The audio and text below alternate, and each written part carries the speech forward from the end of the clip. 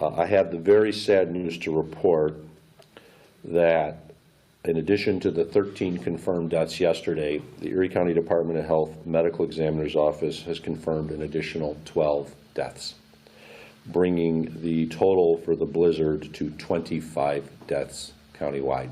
这场暴风雪被认为是纽约州45年来最严重的一次，并在圣诞节周末袭击了纽约西部。风暴已在美国大部分地区延伸数日，最南端延伸至墨西哥边境。暴风雪造成全纽约39000个家庭停电，其中27000户在伊利县。We do have 94.5% of Erie County residents have their power on. That is a good thing, and about 87% of Buffalonians in the city now have their power restored.